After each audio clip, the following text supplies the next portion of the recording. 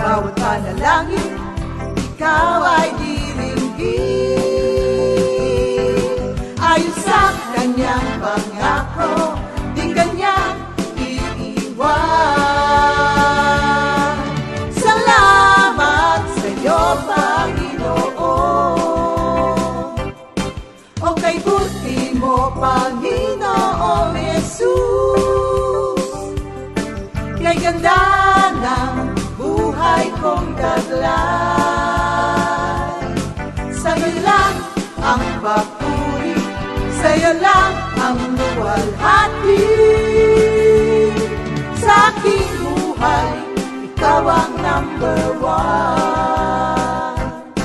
O kay buti mo, Panginoong Jesus, kay ganda ng buhay kong taglay. Sa'yo lang ang papuri, sa'yo lang ang luwalhati. Sa aking buhay, ikaw ang number one. Sa aking buhay, ikaw ang number one. Sa aking buhay, ikaw ang number one. Gising sa umaga, hanap-hanap ka. Lulod ng salita mo, nagbibigay buhay. Kaya sarap na malaman, may nagmamahal sa'yo. Salamat sa'yo, Panginoon. Walang pagsubok na di mo kakayanin mo. Sa bawat panalangin, ikaw ay diringgin. Ayon sa kanyang pangako, di kanyang iiwan. Salamat sa iyo, Panginoon. O kay buti mo, Panginoong Jesus, kay ganda ng buhay kong taglay. Sa'yo lang ang papuri, sa'yo lang ang luwalhati. Sa aking buhay, ikaw ang number one. O kay buti mo, Panginoong Jesus, kay ganda ng buhay kong taglay.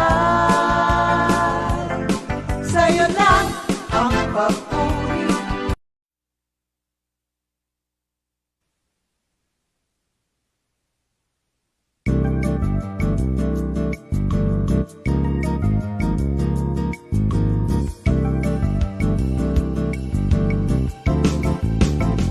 Ang lahat ng ito'y magagawa ko dahil sa lakas ng kaloob sa akin ni Kristo. Ang lahat ng ito'y magagawa ko dahil sa lakas ng kaloob sa akin ni Kristo. Natutunan ko ng masiyahan, ano man aking kalagayan.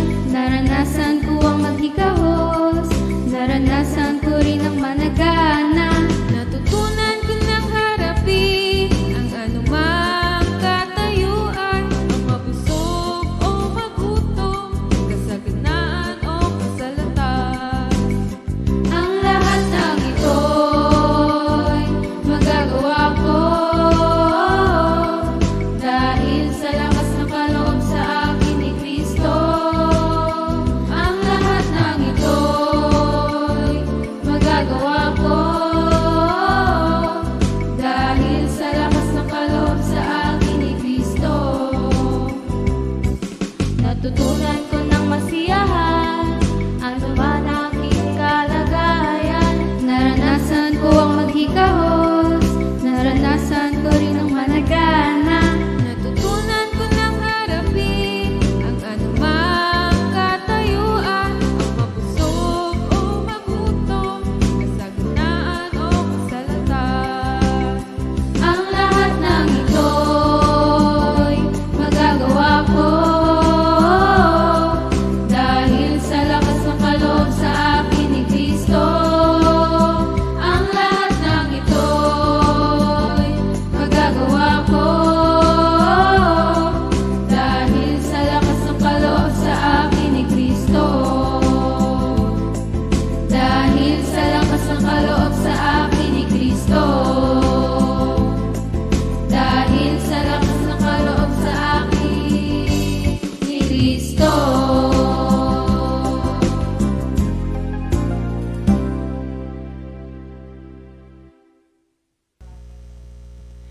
Good morning, Jesus! Maraming salamat sa GOG. Oo. Di ba parang napaka-fresh ng start ng umaga natin dahil dun sa awitin ng mga bata. Nasa Korea. Oo, kasi at saka Japan, cherry blossom na kasi ngayon. Spring na. Oo. Nakita ko nga sa timeline ko na yung gantong panahon na nasa Japan. Oo, ayan. Thank you, Lord. Hallelujah. Mag-pray muna po tayo. Thank you, Lord. Lord, we thank you for today na ipinagkatiwala mo na naman po sa amin. Salamat po, Lord, for another chance, opportunity to be of service to you again sa pamamagitan ng pagbibigay mo sa amin sa araw na ito. At alam ko po, Lord, na lahat ng pagpapala ay ibibigay mo sa araw na ito because you have made this day, Lord. Kaya make us rejoice and be glad in it, Lord. At sa araw na ito, Lord, ang mga kapatid namin na kasama namin sa kanya-kanyang bahay, sila po'y pagpalain po ninyo at ibigay ang kanilang mga heart's desire, Lord. Pati po ang mga kapatiran namin na nasa ibang bansa, na palagian po namin kasama, na nakikinig ng salita mo. Alam ko po, Lord, na kayo rin po ang tatagpo ng kanilang pangangailangan sa araw na ito, Lord. Again, Lord, pangunahan niyo po kami. Wala po kaming magagawa kung wala po kayo. In Jesus' name we pray. Amen. Ayan. Thank you, Lord. Nakakatuwa yung awitin ng mga bata, no? Abangan niyo pa po at marami pang mga susunod dyan. Sa mga hindi na bata, gano'n. Madami pa. Alam niyo po ba na isa po yan sa pamamaraan para po kayo ay palaging in tune kay Lord. Yung awit ng awit. Kasi yung mga inaawit naman po natin, mga salita ng Diyos din naman, ng salita ng Diyos. Thank you, Lord. Okay po, sa pagpapatuloy natin sa araw na ito, nasa Colossians 3, 1-3 pa rin po tayo. If then you were raised with Christ, seek those things which are above, where Christ is sitting at the right hand of God. Set your mind on things above, not on things on earth. For you died, and your life is hidden with Christ. So, you died and your life is hidden with Christ. At napag-usapan nga po natin na we are a resurrection people. So, bilang mga resurrection people, kailangan po merong mga distinguishing marks na nakikita sa buhay natin ang mga tao sa paligid natin. At diniscuss na nga po natin, yung unang-una, kailangan meron kang intense love. Yung intense love for Jesus should have the highest ranking in your life. Hindi lang basta love. Kasi marami kang love na makukuha at maibibigay. Kaya lang, anong klaseng love? Ang gusto rito, intense, mga kapatid. Yung intense, bibihira mong mapigilan ang isang intense na emotion. So, ang kailangan dito, intense love, hindi lang basta love.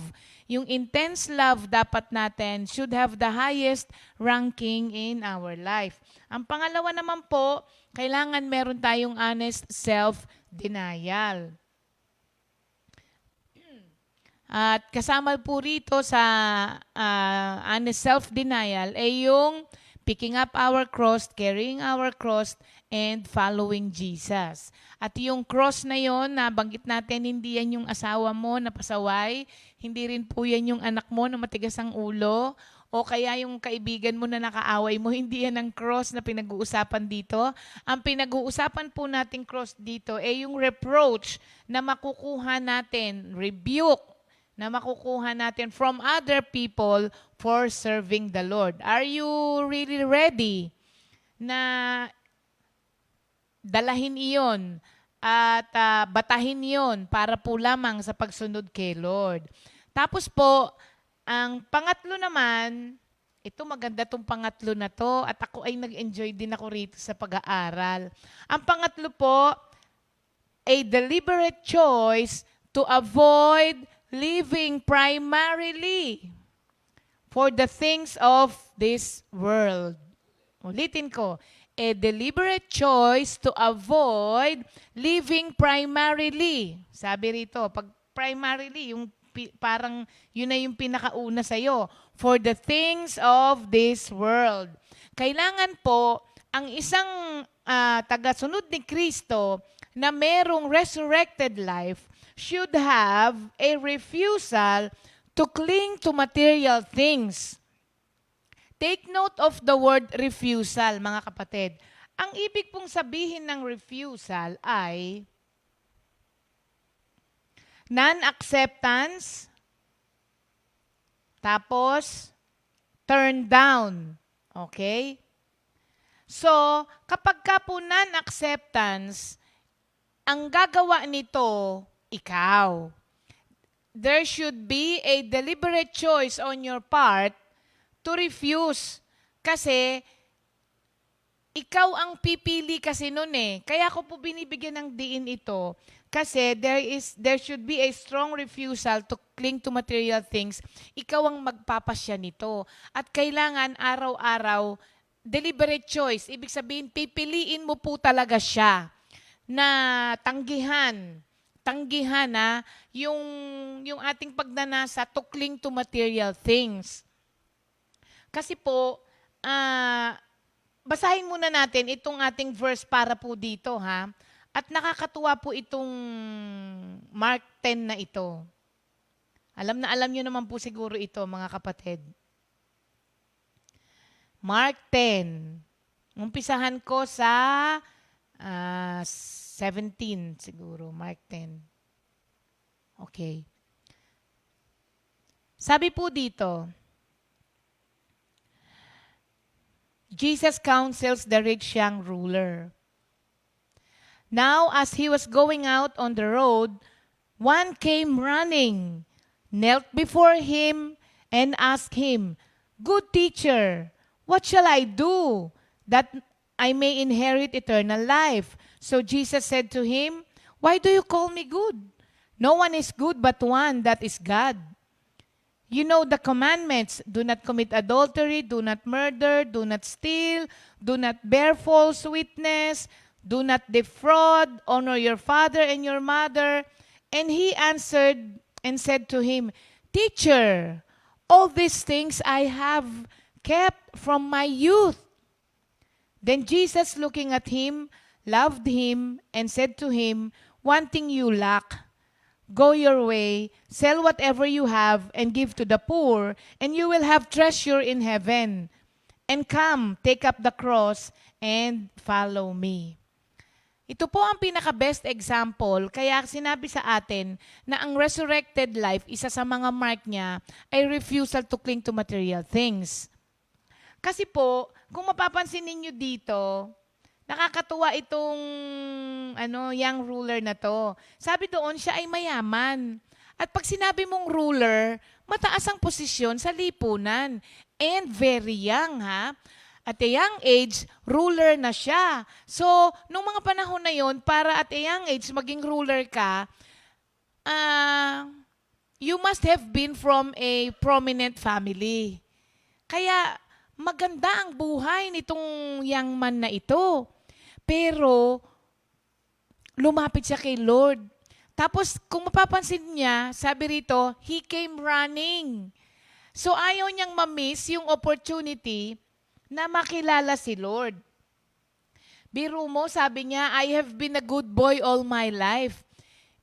Pansinin niyo po yung sinabi niyang yan. Lahat ng yan nagawa ko, sabi niya. Parang sinasabi niya na, "I have been a good boy all my life." If you have been a good boy all your life, then why the emptiness in your heart and hungry ka sa mga bagay na spiritual? Ibig sabihin, wala sa pagiging good boy yung pagiging satisfied ng puso ng isang tao. Sumayaman siya, mga kapatid eh.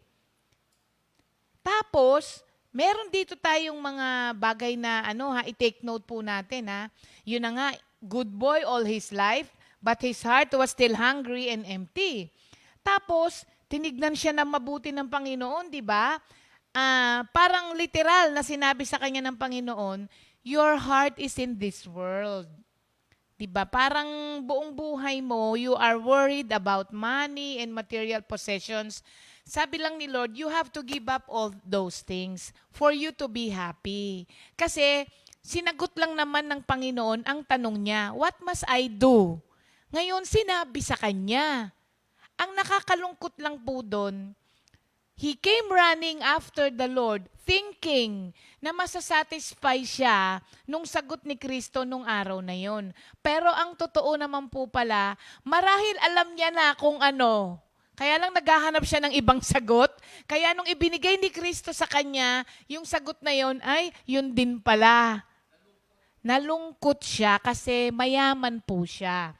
Meron po rito mga bagay na kailangan nating matutunan.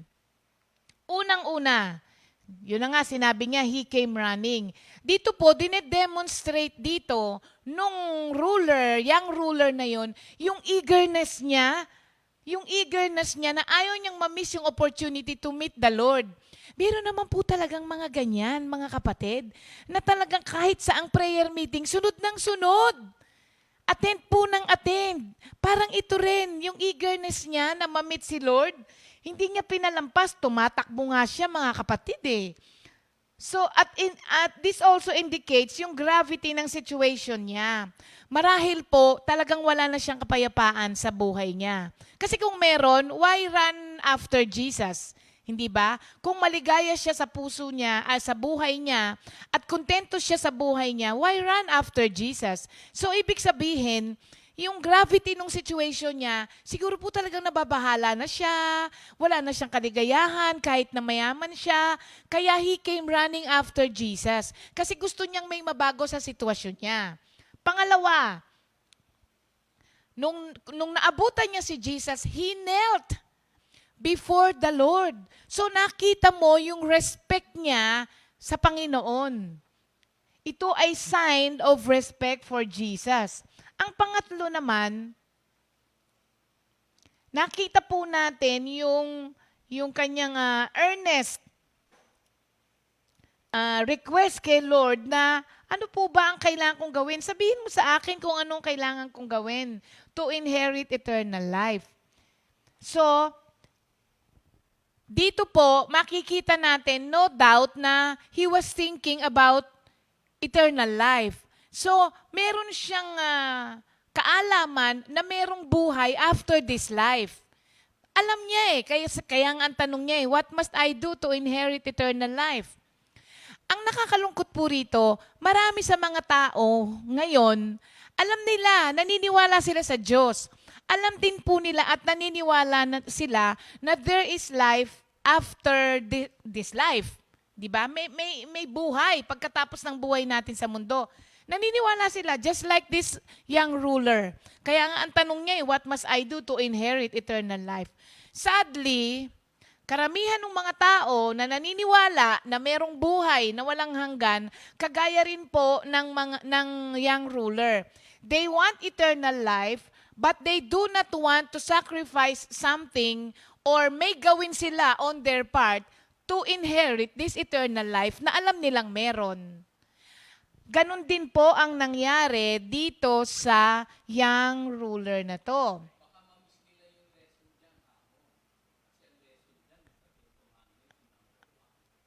Pupunta tayo doon. So, meron tayong mga several points dito na kailangan nating i-observe, mga kapatid. Unang-una, di ba ang sabi doon sa binasa ko, tinignan siya ng Diyos at nakita ng Diyos ang kalagayan niya at napuno ng pag-ibig ang Diyos para sa kanya. So, hindi po sinabi ni Lord doon sa young ruler kung ano ang kailangan niyang gawin just to turn him down. Ang totoo, nung tinignan siya ng Diyos, napuno ang Diyos ng pagmamahal sa kanya. So yung pagkakasabi ni Lord sa kanya, kasi baka mamaya, minsan kasi ang dating nito, ano ba naman si Lord? Parang ayaw naman niyang sumunod sa kanya tong batang to. Biro mo, sabi, sell all your belongings and then follow me. Parang ayaw naman sumunod ni Lord. Ayaw naman ni Lord pasunurin tong batang to dahil alam niyang mayaman. Hindi po. Napuno nga ng pag-ibig ang Diyos para sa kanya.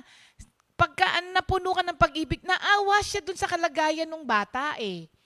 Kasi nakita niya yung desire to inherit eternal life. Kaya napuno ng pag-ibig ang Diyos. Sinabi po sa kanya ng Panginoon yon, hindi po as a way of turning him down. In fact, sinabi niya sa kanya yung katotohanan na yun dahil alam ng Diyos na ang nakakapigil po lamang dito sa batang ito para siya ay sumunod ng tuluyan sa kanya ay yung kayamanan niya. Nakita rin po ng Panginoon yung torment na binibigay nung mga material things sa batang ito. Kaya sinabi niya yun, parang literal lang na, wag ka dyan, hindi ka liligaya dyan. Ibenta mo yan, pamigay mo, tapos sumunod ka sa akin kasi nasa akin ang kaligayahan. Ganun po yun. Kaya lang, iba ang naging tanggap ng bata because nga, mamaya malalaman niyo po. So wag po nating sasabihin na kaya sinabi ni Lord yun, parang hindi niya gusto yung bata. Hindi. Motivated by His love. Kaya po, yun ang sinabi ni Lord sa kanya. Pangalawa, kailangan po maintindihan natin na yung command ng Jesus na ito ay ibinigay specifically for the young ruler at that time. Hindi po namin sinasabi ngayon sa inyo na ibenta nyo ang lahat ng meron kayo at ari-arian nyo, ipamigay nyo at maglingkod kayo. Pwera na lang po kung ang Diyos ang nagsabi sa inyo noon. Kasi ito po, specifically, sinabi lamang po ito ng Panginoon doon sa bata na nagtanong lang din naman sa kanya kung ano ang kailangan niyang gawin para makuha ma-inherit ang eternal life. So yun po mga kapatid. Ibinigay po sa kanya yun because yun ang pinaka-clearest point sa Panginoon na naghihinder sa batang ito para magkaroon ng eternal life. Kaya po, exactly kung ano yung nakakahinder sa kanya, yun ang sinabi ng Panginoon. At dito po, kung mapapansin ninyo, kaya alam ni Lord na yung nakakahadlang sa kanya, sabi niya, kung napansin niyo yung binasa natin, nag-umpisa si Lord doon sa do not commit adultery, do not steal, do not murder, di ba? Tinapos niya yon, honor your father. Ano ang hindi binanggit ni Lord? Number one. Kaya sabi niya, I have been a good boy all my life. Then why still hungry for the Lord? Why still empty dito sa puso niya? Because nagawa niya ang lahat except for the first commandment. You shall have no other gods before me. Ang naging God niya rito, yung kayamanan niya. Alam ng Diyos, mga kapatid, bago pa lang dumating sa kanya yung ruler, at bago pa lamang siya nagtanong, alam na ng Diyos kung ano po ang nakakahadlang sa atin. At ang gusto ng Diyos, maging fulfilled tayo. Gusto niya walang emptiness. Kaya sinasabi niya sa atin kung anong dapat gawin. Yun nga lang, may mga ine-expect tayong isasagot ang Diyos sa atin na yung gusto rin natin. Ang nangyari lamang po dito, He came running after the Lord, pero in the end, umalis din siyang malungkot. Yes, meron ding mga ganong Christians. Ano sila? Eager sila na matuto. Kaya nga minsan kahit saan, attend ng prayer meeting. Pero pag may mga narinig na i-give up na para sa Panginoon, ay, ayaw ko na. Ayaw ko na. Tapos, sabi ng Panginoon, go your way. Sell whatever you have and give to the poor, and you will have treasure in heaven. And come. Pansinin niyo po, sabi niya rito, take up the cross and follow me. This time, itong cross na ito ay yung kayamanan niya. At hindi po niya kayang pasanin yon to follow the Lord.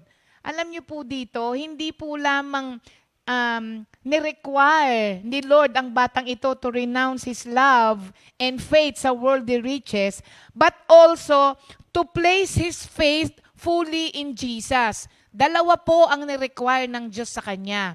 Una, yung sinabi niyang, go your way, sell whatever you have and give to the poor. Yun ang unang requirement ng Diyos sa kanya. Pangalawa, sabi niya, pick up your cross and then follow me. So, ang requirement ng Diyos sa kanya, renounce your love and faith for worldly riches and place your trust in me. Dalawang requirement na parang ang dali-dali, pero sobrang hirap para dito sa batang to. Siguro ang yaman nito, no? Kasi for you to turn down yung offer ni Lord na yon, mayaman ka nga. So, para po i-ano natin ito, Jesus was calling the rich young ruler to recognize and repent. Yung sin niya, ano yun? May ibang Diyos puwera sa Panginoon. At ito ay hiningi ng Diyos na i-demonstrate ng young ruler sa kanya by forsaking yung former idol niya, which is his riches. Kaso, hindi niya nagawa The young man loved his money more than God. Yun na po ang pinakasama rin nun. Nakita niyo po ba mga kapatid? Wala siyang kapayapaan. Yung kayamanan niya, hindi po siya dinalhan ng kapayapaan nun. Kasi kung may kapayapaan siya, kung ang dala ng kayamanan niya ay kapayapaan, hindi na po sana siya ganun kadesperado to run after the Lord at magtanong, hindi ba? So, yun na nga, yung torment na binibigay ng love niya for his riches had nag-end din po siya nang hindi niya nakukuha yung sagot sa araw na yun. Kasi winay niya Yun ang mahirap po sa atin kapag hindi ho masama yung wini-weigh mo Kasi you have really to weigh things, di ba? Para malaman mo kung saan mas matimbang. Kaya lang, nung winay niya, mas matimbang pala ang pag-ibig niya sa kayamanan niya kaysa pag-ibig niya sa mga material na bagay, kaysa sa pag-ibig niya kay Kristo. Kaya po, he came seeking assurance that day, but he left without it. Because, dun lamang po kasi makukuha yun sa binigay na requirement sa kanya ng Panginoon. At hindi po niya kayang ibigay yun kay Lord. So, nakaka-grieve ng puso, mga kapatid. Nakakalungkot kasi alam mo kung ano ang kalituhan na dala-dala nung kayamanan niya sa kanya, pero hindi pa rin niya kayang i-give up. Ilan po sa atin yung ganyan? Parang buong buhay mo mayaman ka na. Buong buhay mo. Hindi lang po mayaman to ha.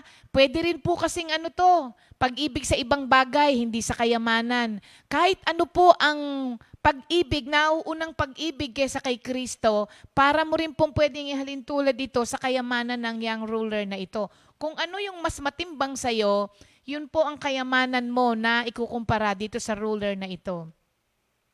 Nakaka-grieve ng puso kasi all his life, sabi ko nga sa inyo, bago ka maging young ruler at a young age, nung mga panahon na yon, you must have been from a prominent family. So, kung mag-iisip kang mabuti sa young ruler na to, kung nag-isip lang po siya, all his life, andyan na yung yaman niya. Pero, hindi po siya lumigaya. Diba? May emptiness. Kung yan, lagi akong bumabalik doon sa, kung may sitwasyon ka ngayon na hindi maganda, at gusto mong may mabago, kailangan may baguhin ka.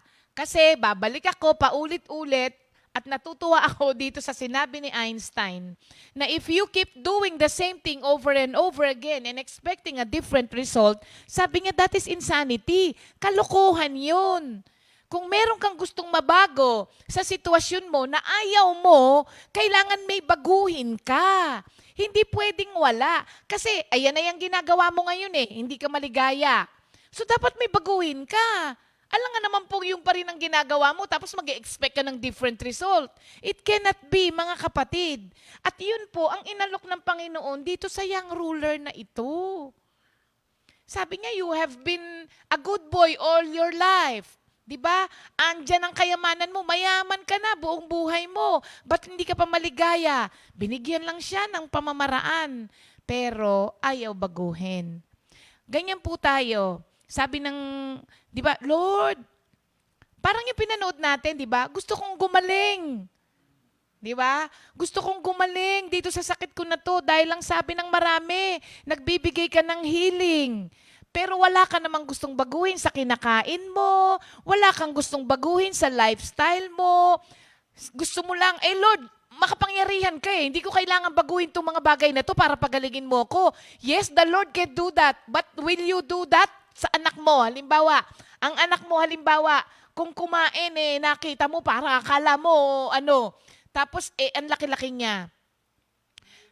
Oh, 'di ba? Sasabihin, "Nay, tay, ayokong bawasan ng pagkain ko pero gusto kong gumaling dito sa diabetes ko." Anong gagawin mo? Ganyan din po. Hindi lang po basta material things ang pinag-uusapan dito. Anything you put before the Lord, anything you love more than the Lord, ay pwede mong ikumpara dito sa kayamanan nitong young ruler na to. Ano ang hindi mo kayang i-give up for the Lord? Yun ang kayamanan mo. Kung hindi mo kayang i-give up ang pagkain ng matataba, kahit na ikaw ay may high blood pressure na, tapos sasabihin mo kay Lord, pagalingin mo ko, ginagawa mong magikero ang Panginoon, kapatid. You have to give up something. Ito po ay kasama doon sa mga pangako na may kalakip na requirement. May mga pangako ang Diyos sa Biblia na walang requirements. Like, mahal ka niya. Walang requirement yung pagmamahal ng Diyos. Kahit salbahe ka, mahal ka niya. Wala siyang requirement doon. Hindi magbabago pag-ibig niya sa'yo. Pero, meron pong mga pangako sa Biblia na may kalakip na requirements. Ito po yung merong if. If, di ba? So, hindi mo pwedeng makuha lahat. Para rin niyang merong mga magaganda, malalaki braso, parang kagaya ko. Hindi mo makukuha lahat. Di ba? So, sabi ko nga sa inyo, ang ganda nito, di ba, mga kapatid? So, ano po ang anong nagtotorment sa'yo? Ano ang nakakapagpahirap sa'yo sa buhay na to? Tanungin mo ang Diyos, kapatid, kung ano ang kailangan mong gawin para mabago ang sitwasyon mo.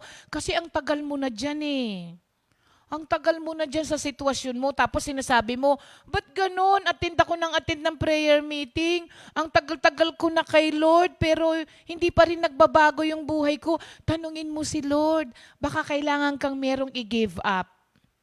Baka may nire-require sa'yo ang Panginoon. Matagal niya nang sinasabi sa'yo, pero hanggang ngayon, ayaw mong gawin. Sasabihin mo, hindi ko kaya, Lord. Hindi ko kaya, Lord. O di kung hindi mo kaya, huwag kang magreklamo sa sitwasyon mo ngayon. Pero kung gusto mong mabago ang sitwasyon mo ngayon, kapatid, magkaroon ka ng kapayapaan, magkaroon ka ng kagalingan, lahat ng gusto mo, tanungin mo ang Diyos. Baka may kailangan kang baguhin. Baka may nire-require sa'yo ang Diyos. Ihingi mo ng tawad, baka may na-violate ka. 'Di ba? You have to stop kung ano yung bagay na ginagawa mo ngayon na alam mo naman na hindi ka aya-aya kay Lord. Stop! Stop doing it. Alam mo na yun. Minsan, nagmamaang-maangan lang naman tayo minsan Sa totoo lang, dahil sa mga narinig nating salita ng Diyos, ang dami na nun, mga kapatid. Kapag ka ikaw ay nakikinig sa akin ngayon at may umaray ka, ibig sabihin, alam mo na yun. Kasi hindi ka naman aaray kung hindi mo alam na hindi yun tama Ngayon, are you willing? How much do you want to sacrifice para makuha mo lamang yung kapayapaan na yun? Para masunod mo lamang yung nire-require sa'yo ng Panginoon? How much are you willing to sacrifice and to give up? Para makuha mo lamang yun. Sabi kasi nito, ito nga, mga kapatid, eternal life na ang tingin nung young ruler. Dapat nothing compared na dun sa eternal life. Ang kasi ang tingin niya eternal life na kaagad. Pero hindi niya alam kung ano ang value nung inaay niya. Kasi eternal life na yun, wala nang susunod pa dun. Kasi na yung buhay na walang hanggan na kasama mo si Kristo dapat dun sa tanong niya. Alam niyang merong ganon, pero hindi niya alam yung weight or importance ng eternal life na po pwede mong nothing at all can be compared doon sa eternal life na yon. Alam lang niyang meron, pero hindi niya alam ang kahalagahan nun. Or alam niya ang kahalagahan nun, pero hindi siya ready to sacrifice and to give up something para doon sa gusto niyang makamit. Ganyan din tayo. Marami tayong gustong makamit. Marami tayong gustong gawin ng Diyos sa buhay natin nang wala tayong ginagawa. Masaya ka. Para kung tutusin, swerte ka. Uupo ka lang, tapos gagawin mo kung ano yung gusto mo, tapos gusto mo lahat yung mga blessing ni Lord. Parang kung tutusin, di ba para kung ano lang si Lord at sasabihin sa atin, masaya ka, haba ng hair mo, nak. Wala kang gagawin. Kung gagawin mo lang kung ano yung gusto mo, tapos gusto mo ng eternal life. So yun ang nangyari, mga kapatid. Huwag nating tularan, ha? Huwag nating tularan. Tama po yun na nag-hunger tayo after eternal life, after the things of the Lord. Pero habang tayo po ay nag-hunger doon, let us be willing to take up kung ano man ang kapalit niyan o kung ano man ang kailangan mong gawin para po makuha mo yun. Kung hindi, magiging kagaya po tayo ng young ruler. Enthusiastic siya, tumatakbo siya. He came running, hindi lang to naglalakad. He came running after God, nagmamadali. Pero lumayo siyang dahan-dahan at malungkot. Ano yun? Pray. Oo. Nalungkot siya, mga kapatid. Malulungkot ka talaga kapag hindi ganun kahalaga sa'yo si Kristo. Wala talagang kaligayahan doon, mga kapatid, kapag may mas mahalaga pa sa buhay mo kaysa kay Kristo. Ito, nasa Kanya na lahat. Magandang trabaho kasi ruler siya. Magandang buhay kasi rich siya. Pero, walang kaligayahan. Wala yung number one. So, malungkot ang buhay kapag wala si Kristo. Pero pag nandyan si Lord, kay ganda ng buhay. Lahat ng makikita mo, kay gandang pagmasdan. So mga kapatid, oo, kailangan ang maging awitin natin, you are number one. You are number one, my Lord, in my life. You are number one. You are number one, my Lord, in my life.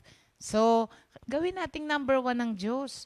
At makikita niyo po kung anong klaseng buhay magkakaroon ka. Amen.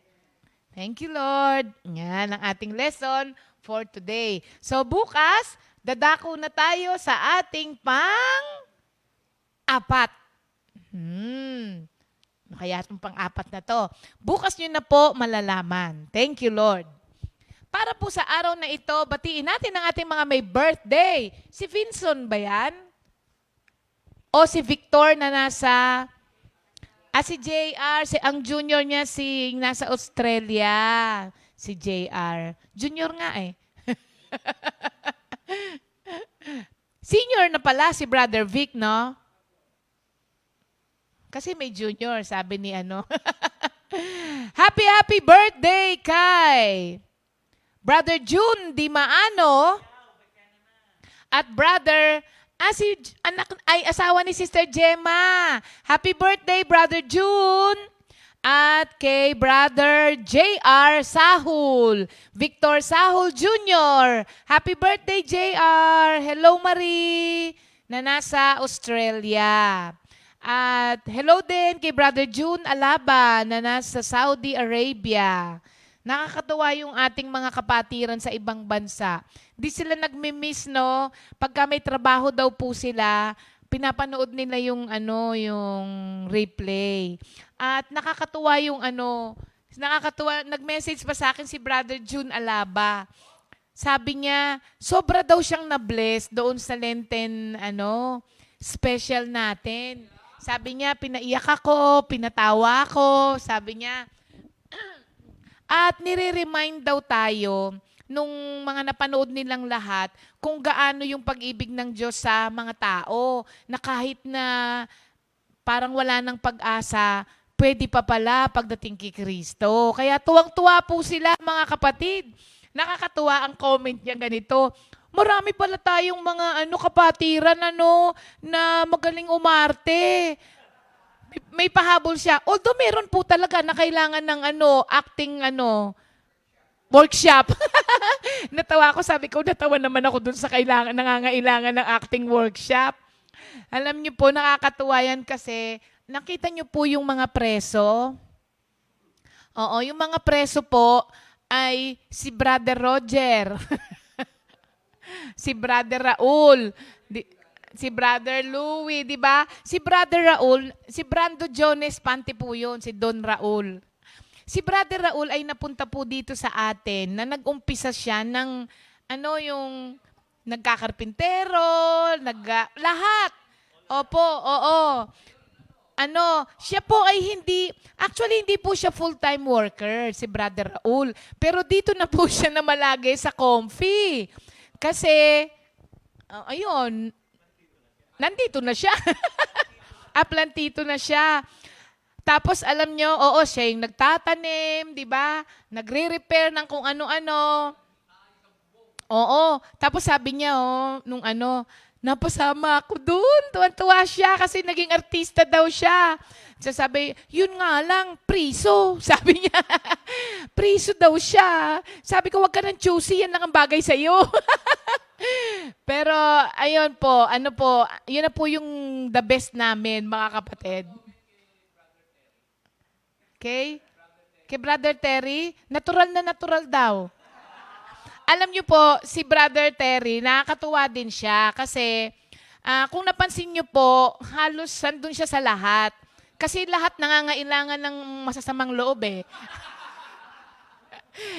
Hindi, nakakatuwa kasi sabi niya, nangangailangan ba kayo ng goons dyan ngayon? Nandito lang ako. Tapos kahit na anytime namin siya, tawagin mo si Terry, kailangan natin ng police. Tawagin mo si Terry, kailangan natin ng mga kontrabida. Ready naman po siya. At least tinanggap niya na yun ang bagay na role sa kanya. Hindi siya naging choosy. Role lang po yun, mga kapatid. Mga role lang po yun. At nakakatuwa rin po yung mga kapatiran natin dito.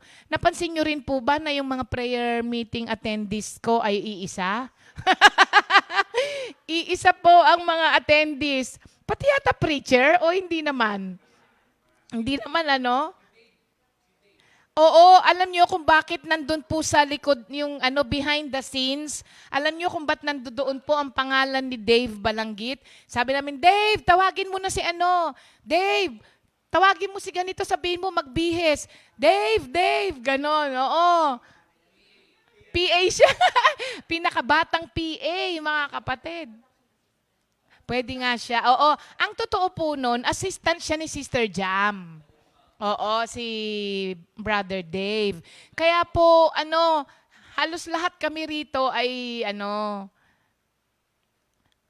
gumawa doon. Tumahimik. Bigla sinabi kong lahat dito. Kasi alam nyo, may blessing yung mga gumanap lahat eh. Iniisip ko, pag dumating yung blessing na yun, isi-share ba natin sa lahat? Ang galing naman ng mga lahat. Ayun. Yan lang naman ang iniintay kong sagot.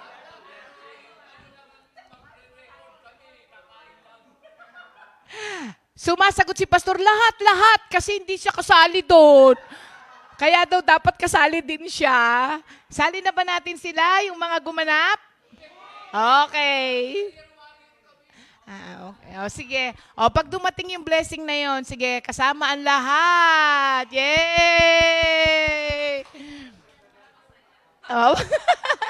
Para masaya. Alam niyo po, mga kapatid, abangan niyo po yan. Gagawin po natin yan, pero hindi isang buong linggo po, ha? Parang awan niyo na po, ha?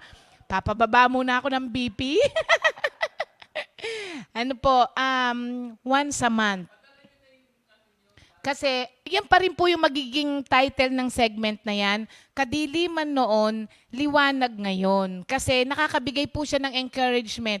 Alam niyo po, iisa-isahin po natin ang mga buhay ng mga ibang workers at kayo po mga kapatid. Kaya if you want to share your life, if you want to share your life story sa amin po, to encourage other people, alam niyo, wag po kayong mahihiya, mga kapatid. Ang nakakahiya po, yung hanggang ngayon, hindi pa kayo inahon ng Panginoon doon. Pero kung kayo po ay inalis na ng Panginoon sa buhay na yon, gaano man kapula yon, gaano man kadilim yung dating buhay nyo na yon, i-share po natin para makita naman ng mga tao na nandoon din sa ganong sitwasyon na merong liwanag na naghihintay po sa atin. Pwede pang magliwanag at magningning ang buhay natin. Hindi pa po huli ang lahat. Kaya po, yung lahat ng mga kapatiran po natin na gustong i-share po yung inyong life story, please do, mga kapatid. Ano?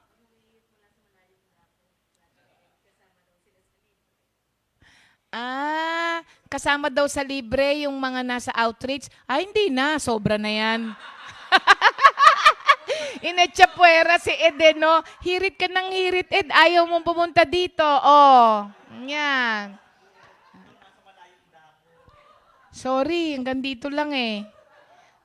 Kasi naman pagkain lang yun, mga kapatid. Hindi naman yun ano eh. Pagkain yun. It is extended to you. Pumunta kayo rito to share. Ayan, oo. Open po siya para sa inyo. Pumunta kayo dito kasi pagkain po yun. Kakainin. May blessing lang na pangkain. So, si-share namin sa iyo, Minister Ed. Come here. Uwi ka na at mag-share ka dun sa kakainin. Okay? Thank you, Lord. Happy anniversary din pala kay Brother Greg and Sister Rosie Magtibay ng ating Tumalim Outreach. Happy anniversary po, mga kapatid. Okay, dako na po tayo ngayon sa ating memory verse of the week. Sister Esther Pega, birthday? Belated happy birthday kay Sister Esther Pega. Yan. Bunot na tayo para sa ating 10 Commandments. Marami na din. Sa ano muna pala tayo? Memory verse, Exodus 14:13. Do not be afraid, stand still, and see the salvation of the Lord, which He will accomplish for you today. Meron akong pinadalhan ng message na ito for today. Claim it, kapatid. Believe it, claim it, and He will accomplish it for you today. Thank you, Lord. Wala lang yan, Katrina. Malayo yan sa bituka. Nabi ko na yun sa kanya kagabi. Wala yan. Ako nga, matino pa hanggang ngayon eh. Dito nga, laki nung kagat eh. Wala yan. Aw! Aw! Biglang tumahol eh. Okay. Tawagin na natin sa araw na ito. Ayan na. Ayan na. Dahil sa sa demand ng ating mga workers, ilang load din ito, Ilang load to? 2, 4, 10 load. 10 araw ka maglalaba. Libre. Kaya, Jen, halika na. 10 araw kang maglalaba.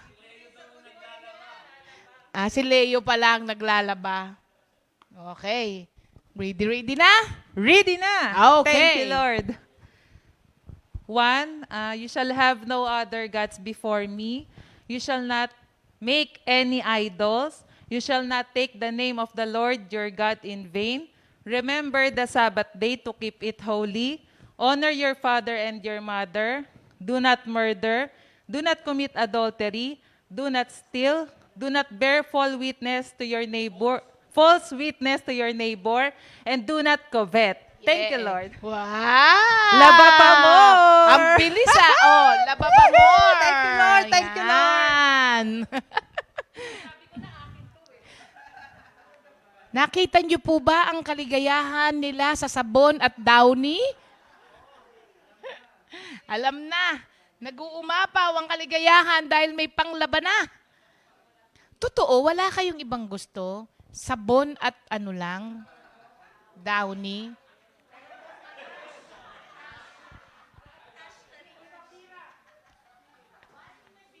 Sapira daw.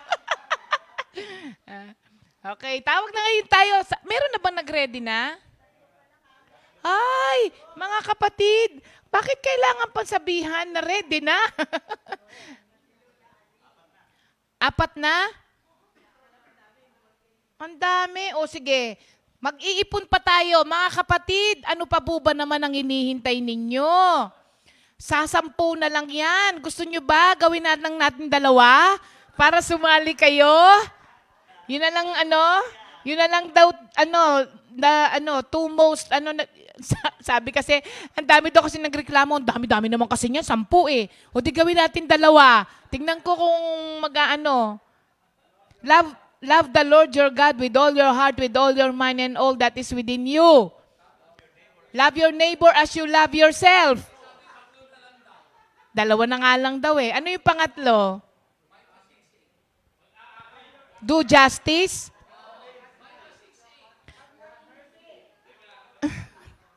Dumami na. Sabi ni Mama Ched, love your enemy.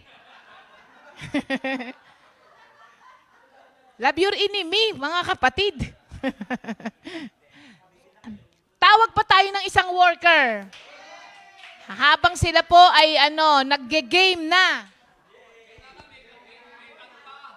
Mga kapatid, hindi lang naman po namin to ginagawa para magkaroon ng sabon at downy. Although kasama na po yun. Pero to memorize. Alam nyo, may kinalaman po itong memorization na ginagawa natin doon sa topic natin tomorrow, doon sa mark. Distinguishing mark of a resurrected life, may kinalaman po itong memorization. Kasi baka akala nyo lamang po dito, tayo'y naglalaro lamang at nagpapalaro lang. Hindi po. Ginagawan lang natin ng paraan para ma-encourage tayo at masaya tayo habang ginagawa natin ito. Pero with or without itong lahat ng mga pinamimigay sa atin, tuloy po. Alam nyo, nakakatuwa nga po yung mga ibang kapatiran natin. Talagang nag-i-sponsor sila. Kung tutuusin, pwede naman natin itong gawin nang wala yung mga ganon.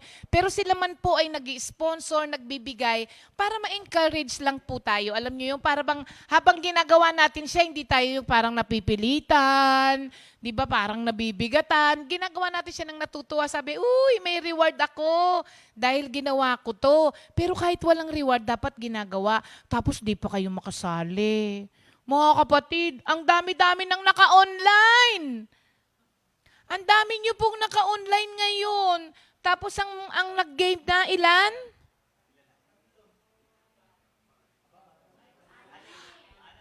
Anim. Ilan ang online ngayon? Makikita nyo po kung ilan ang naka-live. Puwera pa dun sa mga, ilan jam ang nakalagay dyan na nanonood.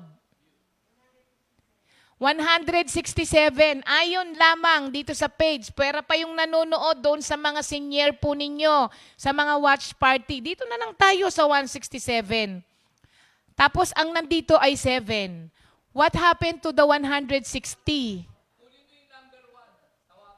Mga kapatid, 100, ay ganito na lang ang gagawin natin.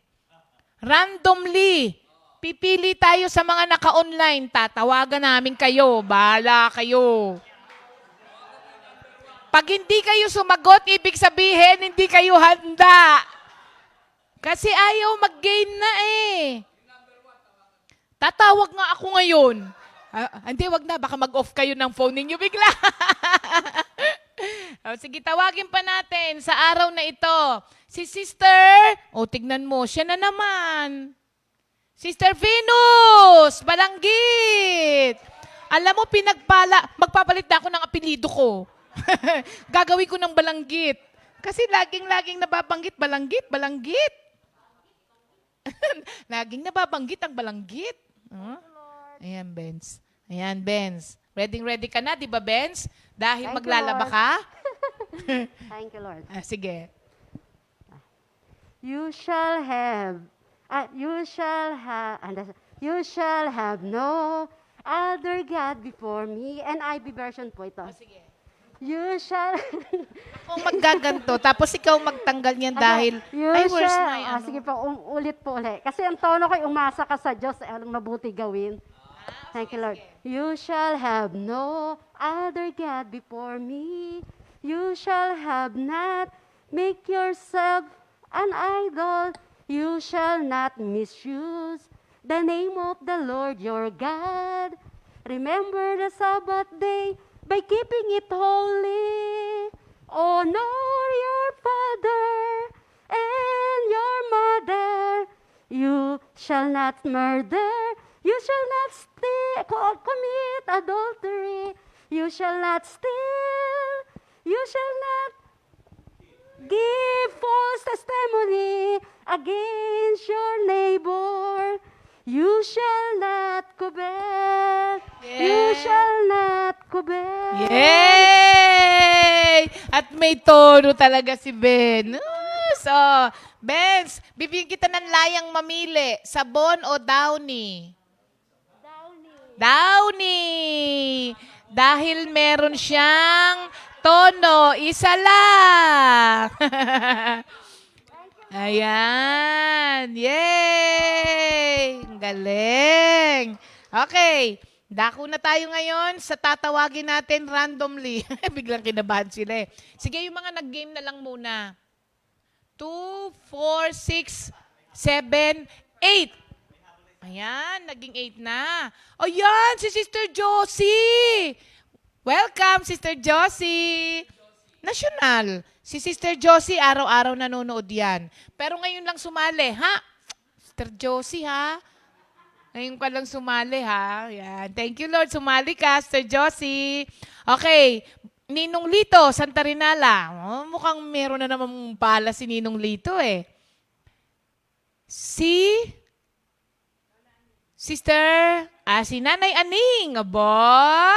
Si Sister Klang Rabang. Sister Lisa Albaran. Sister Relly Danganan. Ninang Marikit.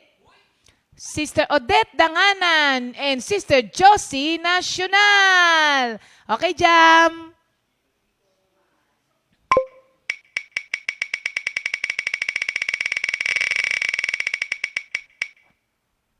Tchanan! Si Sister Relly Danganan. Ano nga ba yung ano ni Sister Relly? Aurelia. Sister Relly. Ayan, ayan yung mga masusugid na taga-subaybay natin. Ayan na, Sister Relly.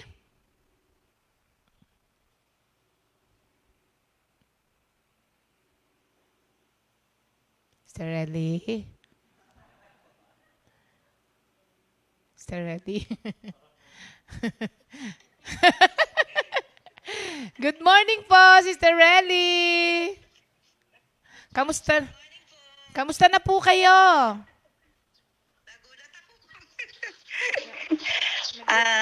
Kamusta Ready na po? Kamusta na po kayo?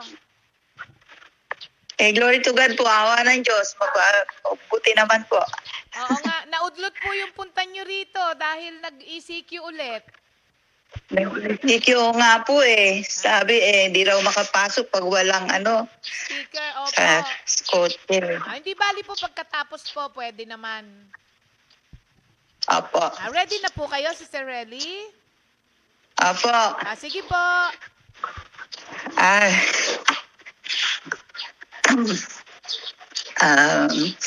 I am the Lord your God. Worship no God but me. Do not make for yourselves images, anything in heaven or on earth. Do not use my name for evil purposes. Number 4, observe the Sabbath day and keep it holy. Number 5 is respect your father and your mother. Number 6, do not commit murder. Do not commit adultery. Do not steal. Do not do not make false accusation against others. And number 10 is, do not covet thy neighbor's wife or anything that belongs to him.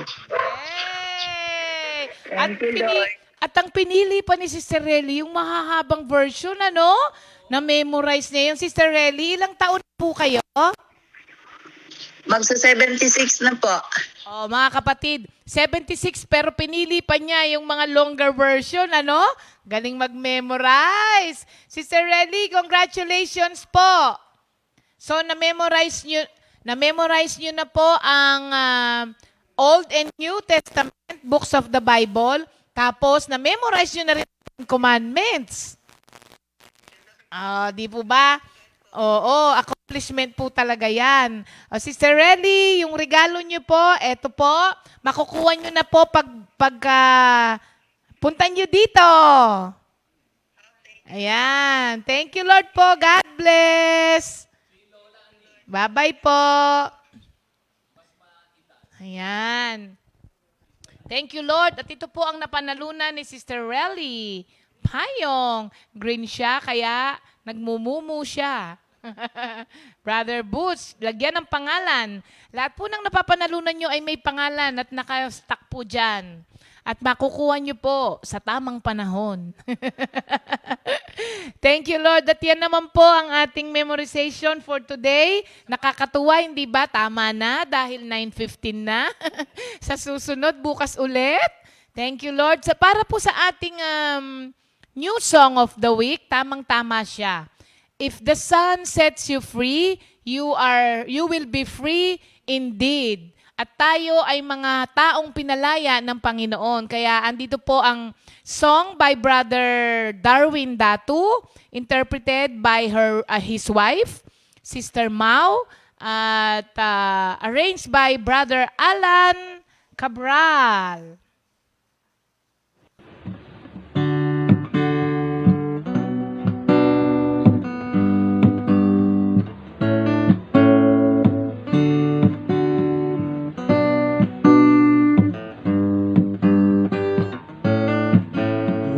Lord is the Spirit, where the Spirit of the Lord, there is freedom, and all who believes will behold the glory of the Lord. Powerful is the name of Jesus.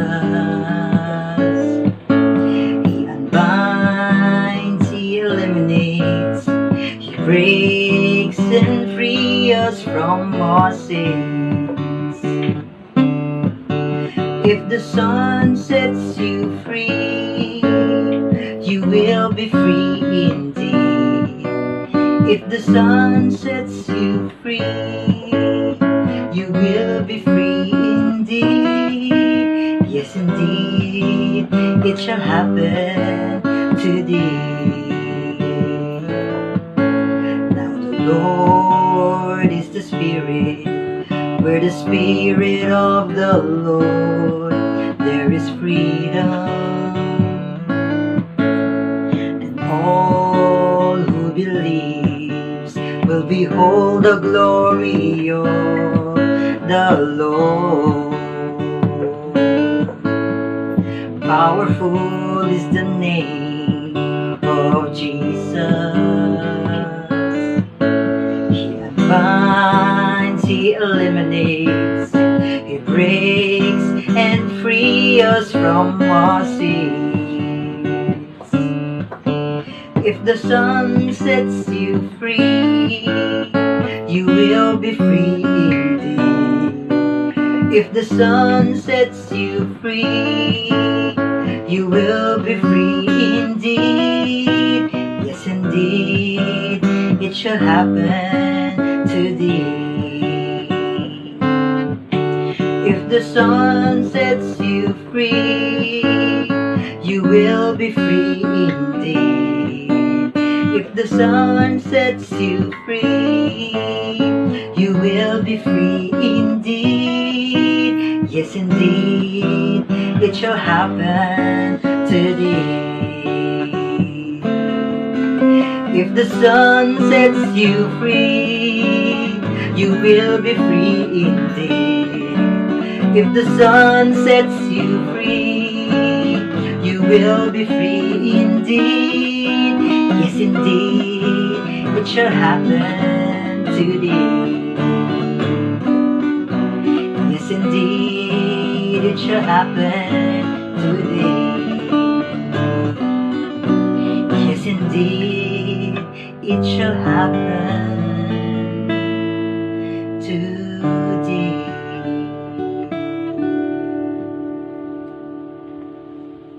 Yan. Good morning, Jesus. Good morning po sa ating mga kapatiran na patuloy pong nakikinig sa ating gawain. Bago po tayo magsimula, nais ko lang pong pasimula sa isang panalangin.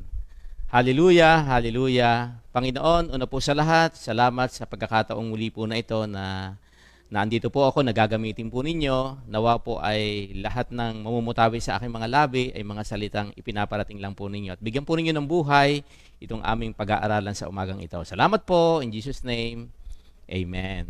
Yan. Babasahin ko po ang mensahe ng Panginoon na matatagpuan po dito sa aklat po ng Kolosas, Kabanatang 3, talatang 1 hanggang 3.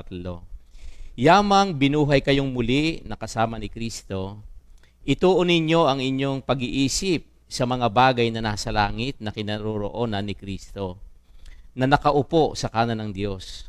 Ang mga bagay na panglangit ang isaisip ninyo, hindi ang mga bagay na panlupa, sapagkat namatay na kayo at ang inyong buhay ay nakatago sa Diyos kasama ni Kristo. Purihin ang Panginoon. Sa umaga pong ito nga po ay pagpapatuloy ng ating pag-aaral tungkol sa resurrected life. At alam po naman natin na tayong lahat na nakipag-isa sa Panginoon ay nagkaroon po tayo ng bagong buhay.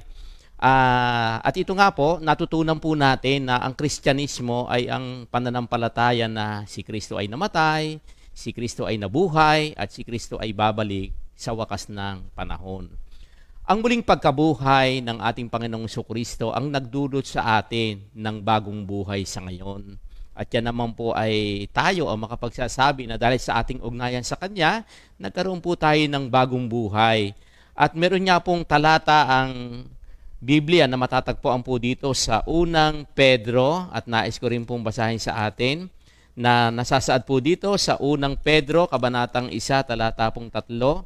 Ang sabi po dito ay, pasalamatan natin ang Diyos at Ama ng ating Panginoong Jesucristo dahil sa laki ng habag niya sa atin. Tayo'y binuhay niya ng isang panibagong buhay sa pamamagitan ng muling pagkabuhay ni Jesucristo. Ito ang nagbibigay sa atin ng isang buhay na pag-asa. Naku, napakaganda po ng sinasabi ng salita ng ating Panginoon. At sa atin nung pag-kaugnayan sa Kanya, ito po ang nagdala sa atin na tayo rin po ay magkaroon ng panibagong buhay. At sa 2 Corinthians 5:17, sabi nga po ay, kaya't ang sino mang nakipag-isa kay Kristo ay isa ng bagong nilalang, wala na ang dating pagkatao at siya ay bago na. Ang muling pagkabuhay ng ating Panginoong Jesucristo ang nagbigay din po sa atin ng tapang upang makapamuhay ng ayon po doon sa kanyang kalooban. At sa ikalawang Timoteo po, Kabanatang 1, talatang 7, sapagkat hindi espiritu ng kaduwagan ang ibinigay sa atin ng Diyos, kundi espiritu ng kapangyarihan, pag-ibig at pagpipigil sa sarili. Kaya tayo ngayon, mga nakipag-isa sa Kanya, alam ko naman po na dumarating talaga yung takot, pero salamat po doon sa salita ng Diyos na nagpapalakas sa atin. At meron po akong dalawang katanungan na nais ko pong ibigay sa ating lahat. Una pong katanungan na ibibigay ko po sa atin ay ganito. Ikaw ba ay may pananampalataya sa muling pagkabuhay ni Kristo? Yun po yung una. Pangalawa, ikaw ba ay naniniwalang binuhay tayong muli ni Kristo? Yan po yung dalawang katanungan na pwede po nating sagutin. Pero dito po sa Colossus din po, may nakalagay, tingnan nyo ha, ito po yung kasagutan na ipinakita rin po dito sa aklat po ng Colossus, Kabanatang 2, talata naman pong 12.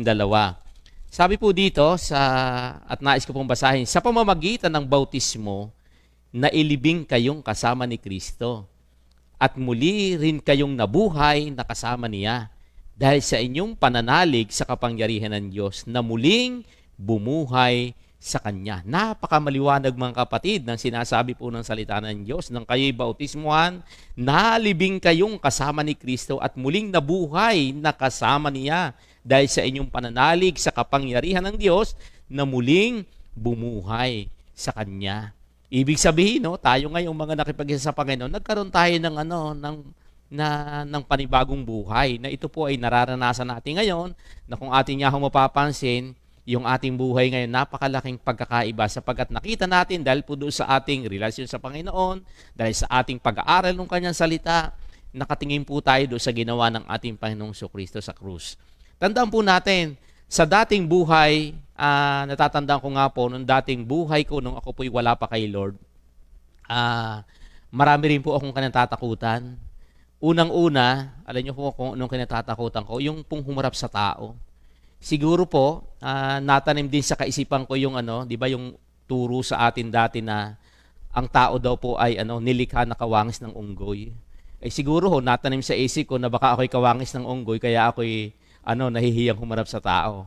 Pero sa Bible po, hindi ganun po eh. Sabi nga po doon sa Genesis 1:27, alam niyo ba nakalagay doon? Ang tao ay nilikha na kawangis ng Diyos.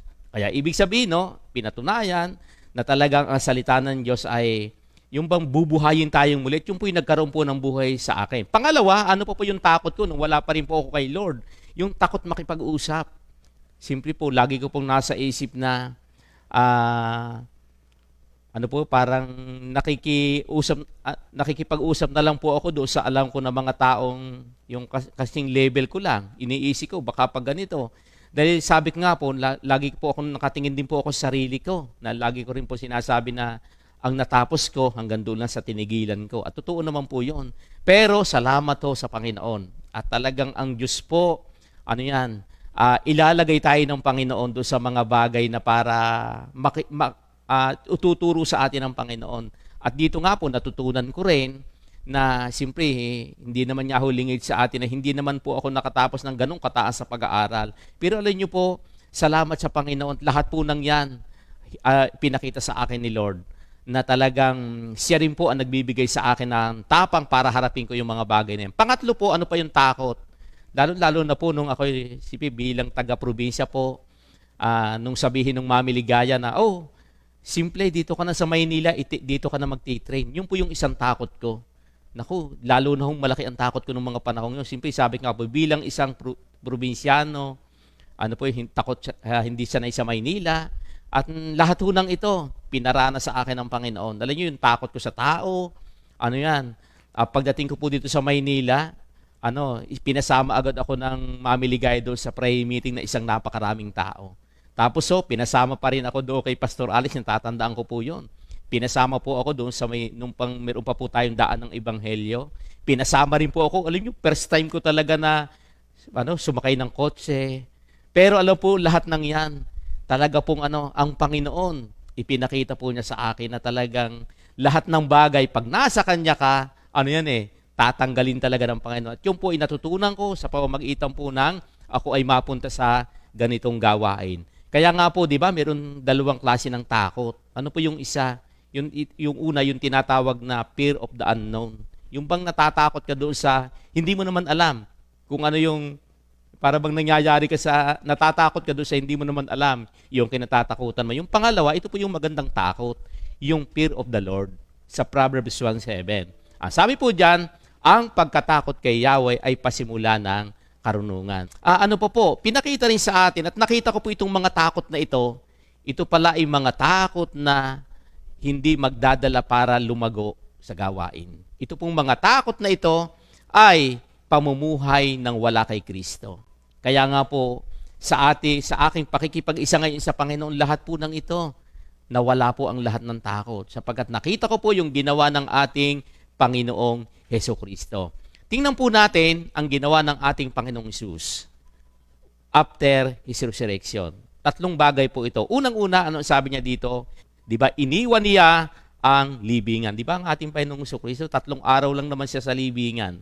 Pagkalipas ng 3, di ba nabuksan yung iniwan niya yung mga lumang buhay. Ganon din tayo. Sa ating pakikipag-isa sa ating Panginoong Kristo, iniwan niya yung ating dating buhay. Tingnan po natin dito sa Colossus 3, babasahin ko po yung kabanatang 5, sabi niya dito, kaya't patayin na ninyo ang mga pagnanasang makamundo, ang pakikiapit, karumihan, mahalin na simboy ng damdamin, masamang pagnanasa at ang kasakiman na isang uri ng pagsamba sa Diyos-Diyosan. At meron pa rin po dito sa verse 8, may nasusulat din po dito. Ngunit ngayon itakwil na ninyo ang lahat ng galit, puot at sama ng loob, iwasan na ninyo ang panlalait at malaswang pananalita. Ituloy ko na po hanggang sa 9. Huwag kayong magsisinungaling sa isa't isa, sapagkat hinubad na ninyo ang dati ninyong pagkatao, pati ang mga gawa nito. 'Di ba? Ang paalaala dito ng ating Panginoong ng ating Panginoon, sabi ito, hubarin na yung dating pagkatao. At yan na po yung buhay natin ngayon sa ating relasyon sa ating Panginoon. Makikita po natin, yun po yung unang-una. Pangalawa, ano po ang sabi niya dito? He spent his remaining time on earth ministering to his disciple. At sa kanya pong muling pagkabuhay, ano sabi niya dito? In-spend niya yung kanyang time sa mga disciple. Para ano po yan? Tayo din ngayon, yung live our life serving one another. Tayo ngayon na nagkaroon ng bagong buhay, di ba? Yun na po yung layunin natin ngayon, na tayo ay makapaglingkod, una sa Panginoon, pangalawa sa ating kapwa. At nakalagay naman po yan, na lahat ng ginagawa natin, di ba? Kaya yung sinasabi nga po ng Word of God, yung 1 Corinthians 15:58, kaya nga mga kapatid, magpakatatag kayo at huwag matitinag, magpakasipag sa gawain sa Panginoon. Yamang alam natin na hindi nasasayang yung ating mga pagpapagal para sa Kanya.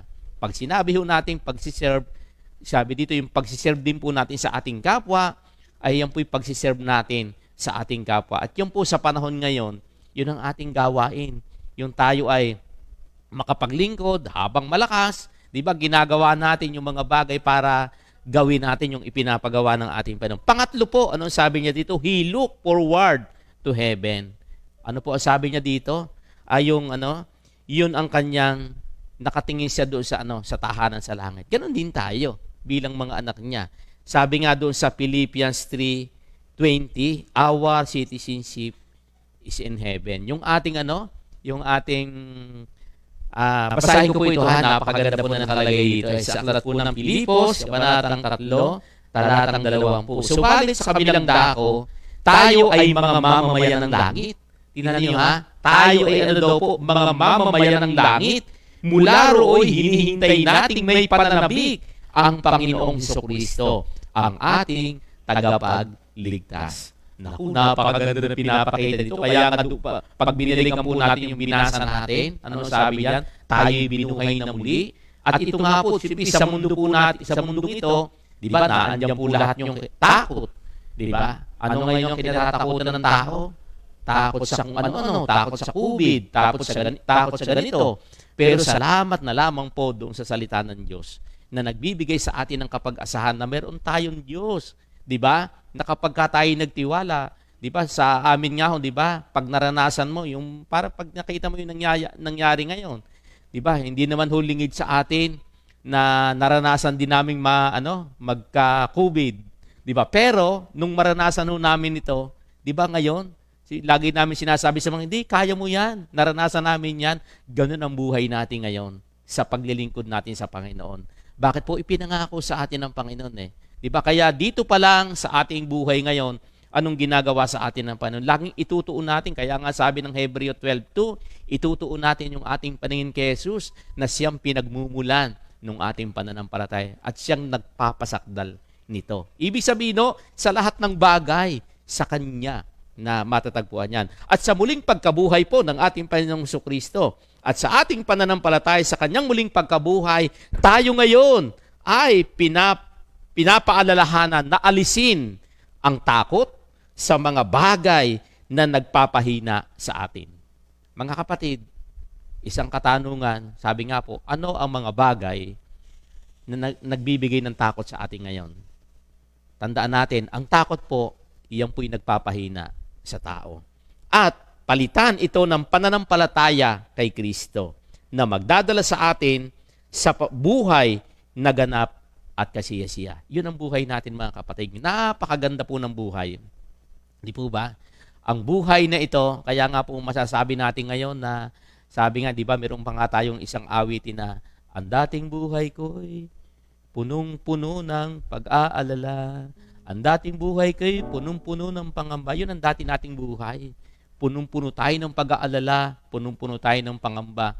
Subalit ngayon, ano ang sabi ng awitin? Puno ng pag-asa. Ito na po, pinuno tayo ng kapag-asahan na nanggagaling sa ating Panginoon. Kaya sa ating buhay po ngayon, bilang mga anak ng Diyos, naku mga kapatid, kaya nga po, balikan ko lang po sandali ha, yung sinabi ng ating binasa kanina dito, na ang sabi diyan ay, yamang binuhay kayong muli na kasama ni Kristo, ituunin nyo ang inyong pag-iisip sa mga bagay na nasa langit na kinaroroonan ni Kristo na nakaupo sa kanan ng Diyos.